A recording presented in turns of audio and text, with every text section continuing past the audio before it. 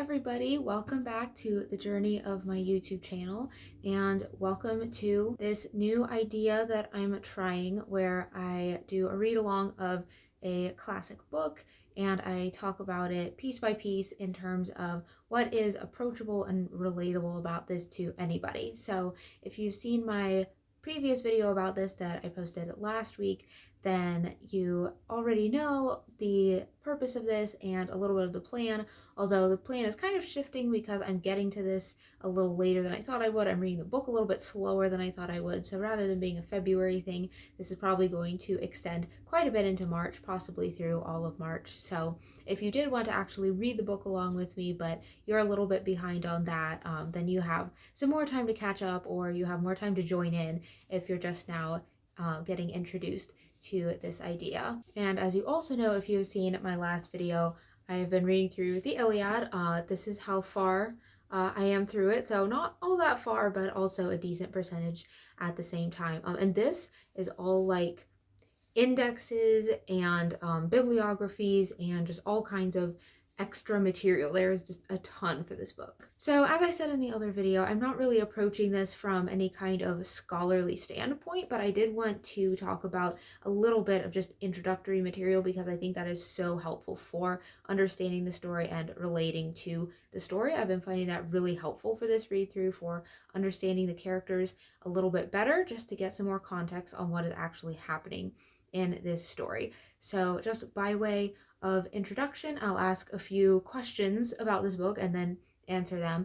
And today I'll probably just cover the first couple of books. This book is divided into essentially chapters, but they're called books and there are 24 of them. And I'll probably just cover the first 2 or so today because there's a lot of setup in that and there's a lot of character introduction in these early books. So I think once we get to the later books, I'll be able to cover a lot more in a single video, but I really wanted to take the time to dive into the main characters of the book based on these introductory couple of smaller books. So that is kind of the plan for this video and we'll see how it goes. We'll see how long it gets, and I will probably learn from this for my future videos in this series. So here we go. Here's just a little bit of introduction to the Iliad. So first off is who wrote this thing, and it is written obviously by Homer, but we really hardly know anything about this author at all. But his name in Greek evidently means captive, so create conspiracy theories about that as you will. And there are even some people who think that maybe Homer wasn't a singular person. It's kind of like the Shakespeare theories that, you know, there was no Shakespeare. It was a whole bunch of people who wrote these plays. But it does seem like one poet probably put all of these stories together and told them in this particular way, but it is helpful to recognize that these stories existed long before Homer wrote them down. It's not like he was a novelist who just got this idea for a story and wrote it down. These were existing tales that people were being told that were passed down orally, probably for many generations before Homer. So it's not like he completely originated these stories, but the person who actually compiled them and wrote them down in the form that we have today is known as Homer. The next question is when, and this is one of the most interesting questions to me because this poem is insanely old. It was probably written down in the 8 to 700s BC. So that would be like 1300 years approximately before King Arthur. Can you imagine, like, if there was a historical King Arthur in that time period, this was already as old to them as the 700s AD are to us. Like, that is just crazy for me to think about. So in other words, this is somewhere along the lines of 3,000 years old, which is about 10 times as long as all of US history. Like the entire existence of the United States could fit 10 times into the time period between this being written down and us living today. And what makes it even crazier is that this story is not about the 8 to 700s BC. It is about something like the 1200s BC. So Homer is actually writing about this past golden age of heroes that was already mythological at that point. So again, just for reference, 400 years ago, that's about the same amount of time from the Pilgrims coming to the US. to now. That's how old this story was when this poem was written. So just how incredibly far back in the past that is really blows my mind. And the fact that there is anything that we can still relate to in this is just really remarkable, and it just shows that that humans are the same in different time periods. Even though there are a lot of differences between this culture and our culture, there's still an amazing amount that's the same. So I just find that really mind-blowing to think about how insanely long it's been since this was written. The next important introductory question to address is, where was this written? Because that has all kinds of things to do with the story, and I find it a really fun question to ask because it was written in Greece, and probably on the island of Evia, where I have actually been. So I will put up a couple pictures of my Greece trip, and especially for me, since I've been to that place and seen some of those things, that just really kind of makes it come alive to think about, wow, I know what it's like to stand in that place and look over and see Athens, which obviously would have looked very, very different at the time, not quite as many electric lights. But I am not at all surprised that Greece gave rise to some epic poetry, because it's a pretty epic place with all of the islands, and I got to see them in the sunrise. It just looked so amazing, and I was like, yeah, no wonder that a lot of mythological, fantastical, epic stories came from this place, because it just looks like the kind of place where that sort of really cool stuff would happen. However, most of the plot and events of this book actually take place in modern Turkey, which I think not everyone realizes. But Troy is still a place in Turkey that we're pretty sure we know exactly where that was. You can go there, you can visit. There's like tourist stuff there. So to read this book that essentially feels to me like a fantasy book, even though it wouldn't have been seen that way at the time, is really interesting just to think you can go to the places where these things happen, and you can see the locations of all of these crazy epic events and big essentially fantasy battles. You can actually go to those places in the real world, and they're there. So that's pretty cool. That's something that you don't get from just any fantasy book. The next important question to ask is what is this thing, which is even more important with this than to ask with most books before you read them, because this is a pretty unique book, not just because it's so old, but just because of the nature of the thing. So this is not a novel, as I mentioned before. It's an epic poem, and it is describing part of the Trojan War, which comes from a bigger cycle of stories that, again, were already told orally long before this was written down. So when I read the Iliad for the first time, I was expecting it to kind of start with the beginning of the war and then go until the end of the war, but that is not what happens. The war took about 10 years, and this is just a very small percentage of that time period. It's just focused in on a few people who were part of that war and a few events that happened during that war. It is just an excerpt from the larger story. So that is very just helpful to know, to be prepared for going in, that it is not going to have the beginning or the ending that you would expect if you just think like this is the story of the Trojan War. Some of the most famous events of the Trojan War are not in this at all. Like the Trojan horse is not in this. Do not come into this expecting a Trojan horse. You will be disappointed. And the stories about the Achilles heel is also not in this. It does not happen in the Iliad. That comes from other stories, and we have some like fragmented records of a lot of those stories. This is the most cohesive and complete story about the Trojan War that we have, but it is far from the only story about the Trojan War that we have, and that's a good thing, because we would kind of have no idea what was going on in the broader Trojan War if this was all that we had. So I found that really helpful to understand and to just frame this a little bit differently in my mind. Another really cool note about what this is that it is one of the earliest stories we have that was fully written down. It's actually a really important link between the oral storytelling tradition and then really the beginning of the written storytelling tradition and written language being used for the communication of long form stories like this. So it's really interesting to research. Again, I don't want to go any farther into the scholarly stuff, and I haven't researched it in depth myself, but if you just literally read the introduction to pretty much any edition of the Iliad, you're going to find some really interesting stuff about the history of that and just how important this story has been to the history of civilization. It's kind of mind-blowing how influential it's been. And then the last question to ask of the Iliad before we dive into the real thing is why? Why was this written? And we don't really know. We don't know what Homer's motivations were, and even within the story, it's a little bit hard to determine exactly what he's trying to do with it, because on the one hand, it can feel like he's trying to remember and exalt this lost golden age and like, oh, remember how awesome things were back then. But then on the other hand, sometimes it feels like he's kind of critiquing that time period in history and saying, look at this, this is a problem, this is not how we should be doing things. Sometimes it feels a little bit subversive, actually, in some ways. So if you read this, you can come to your own conclusions about which you think it is, because we really don't know for sure, or maybe it's kind of a combination of the two. So I've been interested about that as I've been rereading this story to see what I think, form my own opinions about what exactly I think Homer is even trying to do with this story. Okay, let's dive into book one. Let's actually get started with the story itself. So the way I want to cover these books, and I may not go in depth like this for every book, but for the introductory books, I think it's helpful.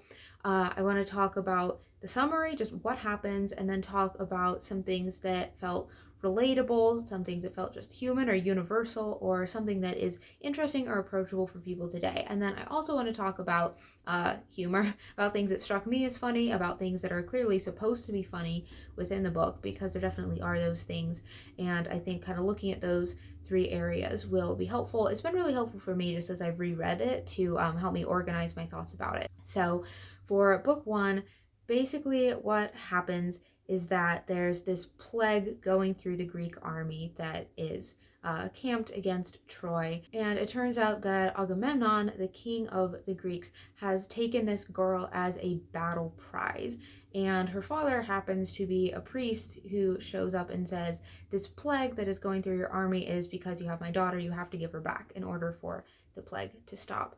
And Agamemnon's not very happy about that, but he really wants the plague to stop. So he's like, okay, I'll give her back, but then I don't have a prize to show my glory and power, and I'm the king, and I need something to show my glory and power. So he's like, well, I will take the girl that Achilles, my top warrior, got as his prize, and it's kind of a way to give himself one up on Achilles too. And then Achilles is really mad about that, and he's like, well, if you're going to do that, then I'm not going to fight for you anymore, and you are going to be down your best warrior, and so you're going to be in trouble when you go and fight Troy. You're not going to be able to win this war anymore. So that is basically what happens in book one. And just from that, it sounds like this is a story about some just really extremely unsympathetic characters, and I still find them kind of unsympathetic, but on this read through especially, I felt like I could understand some more things about them that made them feel a little bit less unrelatable. One thing that is kind of helpful in understanding several people in this poem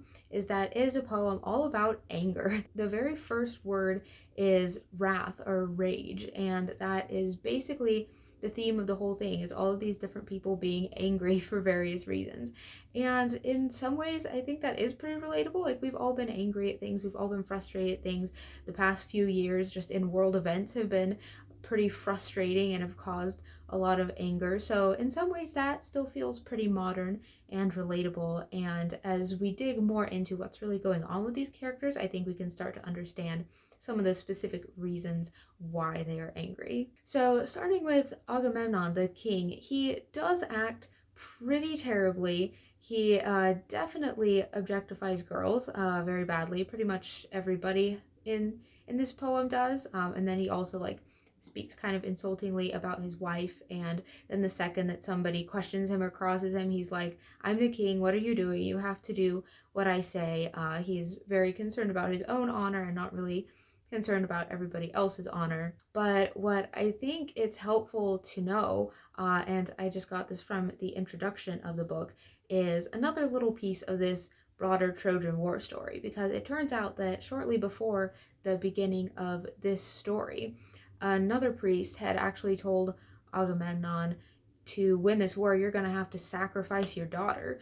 And so he does. He kills his daughter and offers her as a sacrifice. And then that causes all kinds of problems with his wife, and it's not really helping their war effort still. So he's just been through this extremely terrible thing, where he's trying to win this war, and his daughter just died, and his wife is really angry at him, and they're fighting this war in the first place basically for his brother, because his brother's wife was taken to Troy by one of the princes of Troy. So I'll talk about that more when I talk about book 3. But basically, Agamemnon is out here for his brother, and he's kind of just given everything in his personal life for this war. And in addition to all that, this plague has just been ravaging his troops. So it is kind of easy to understand why he would be angry about some things and why he would be very frustrated. And it's certainly not like that excuses all the kind of terrible things that he's doing and the bad attitudes that he has.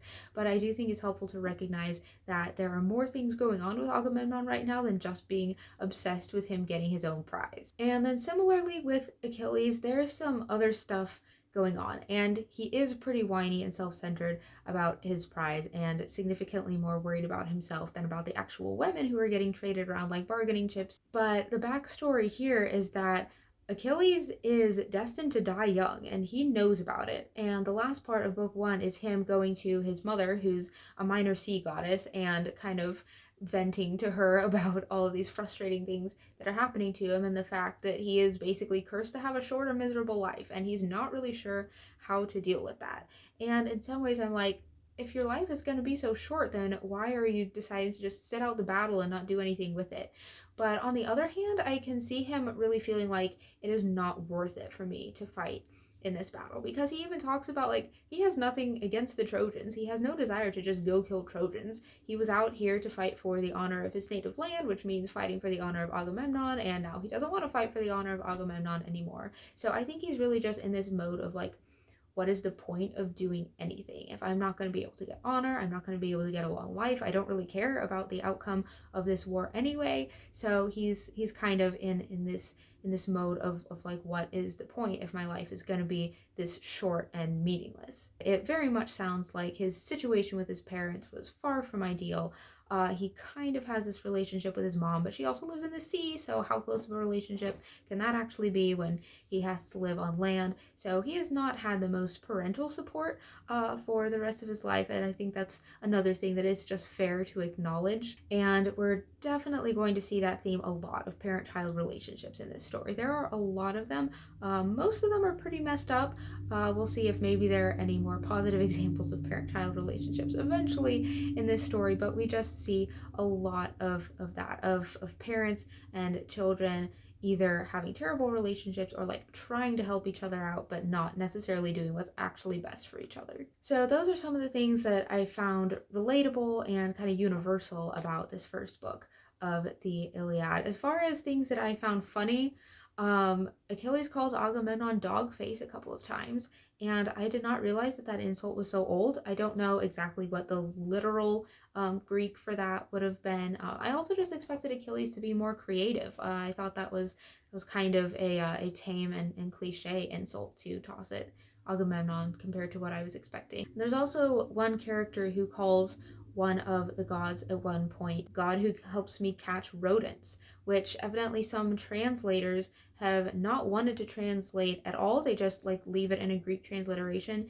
because they thought that that was too crass for a work of literature as exalted and noble as the Iliad. They did not think that that character should have called one of the gods God who helps me catch mice. So that's more something that's funny about the translation than the actual book, unless you find it funny that someone would call out to a god as God who helps me catch rodents. Okay, so that was just book 1, but this video is pretty long, so I will let that do it for this video, and in the next video I will cover the next chunk of the Iliad. So let me know if you guys like this type of video. Let me know what I can do in other videos to make it more interesting and more enjoyable for you guys, and I will look forward to hearing your feedback on that. And let me know if you're reading the Iliad too, or if you have read it, let me know your thoughts on book 1. I am definitely excited for that, and maybe I'll feature your comments in future videos in this series. I think that would be fun. So until those videos, I'll see you next time. Thanks for journeying with me. Bye!